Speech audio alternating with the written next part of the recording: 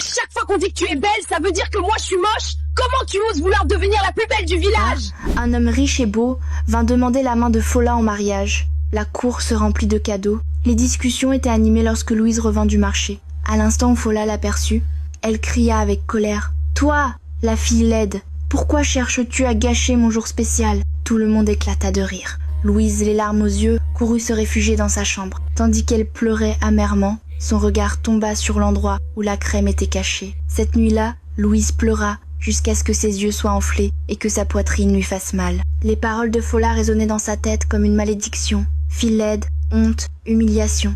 Elle se sentait petite, brisée, fatiguée de faire semblant d'être forte. Allongée sur son lit, son regard se posa lentement sur le toit de sa chambre, à l'endroit précis où elle avait caché l'étrange crème donnée par la vieille femme. Son cœur se mit à battre plus vite. Les mains tremblantes, Louise sortit la petite feuille contenant la crème. Elle la fixa longuement. La peur et l'espoir se livraient un combat à l'intérieur d'elle. Finalement, elle murmura une courte prière, puis appliqua doucement un peu de crème sur son visage marqué. Aussitôt, elle ressentit une chaleur étrange, pas douloureuse, mais apaisante. Une confiance silencieuse envahit sa poitrine. Avant même qu'elle ne puisse réfléchir davantage, le sommeil l'emporta. Le lendemain matin, Louise se réveilla tôt, comme à son habitude, et se rendit dans la forêt pour ramasser du bois de chauffage. En empruntant le sentier du village, elle sentit que quelque chose avait changé. Les hommes interrompaient leurs activités pour la regarder. Certains souriaient, d'autres murmuraient entre eux. Louise se sentit mal à l'aise. Elle toucha son visage, pensant qu'il y avait peut-être un problème. Pendant des années, personne ne l'avait remarqué. Maintenant, tous les regards semblaient posés uniquement sur elle. Confuse et effrayée, elle faillit faire demi-tour, mais elle se rappela ce qui se passerait si elle rentrait à la maison sans bois. Elle continua donc son chemin. Alors qu'elle essayait de soulever un lourd fagot, un homme grand et séduisant apparut soudain. « Laissez-moi vous aider », dit-il avec gentillesse. Louise se figea. Personne ne lui avait jamais parlé ainsi auparavant. « Vous me parlez à moi ?» demanda-t-elle. L'homme sourit. « Bien sûr. Pourquoi un ange comme vous porterait-il un tel poids toute seule ?» Le cœur de Louise bondit. Un ange? Elle n'en croyait pas ses oreilles. L'homme se présenta. Il s'appelait Joseph. Il souleva facilement le bois sur son épaule et marcha à ses côtés. En chemin, il lui parla doucement, lui demandant son nom et des choses sur sa vie.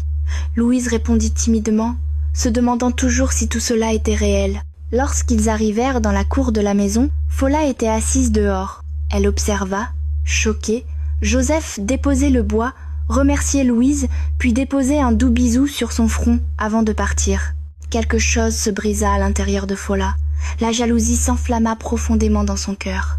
Plus tard, Fola confronta Louise, lui demandant avec colère comment elle connaissait Joseph. Louise ne répondit pas. Ce silence mit Fola encore plus en rage. Dans sa chambre, Louise se souvint de la crème. C'est alors qu'elle comprit enfin. La crème magique était la raison de tout. Le lendemain, Louise appliqua de nouveau la crème avant d'aller au ruisseau. Joseph l'attendait déjà. Leur amitié grandit rapidement. Joseph était gentil, respectueux et patient.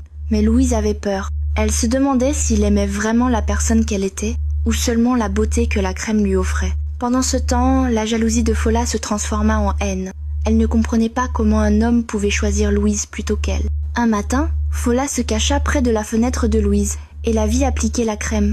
Lorsque Louise partit, Fola se glissa dans sa chambre et la vola. Sans réfléchir, elle s'en mit sur le visage. Soudain, son visage se mit à brûler. La douleur était insupportable. Elle cria et courut se laver le visage, mais il était déjà trop tard. La crème détruisit la peau de Fola, la laissant brûler et profondément abîmée. Lorsque Louise rentra à la maison,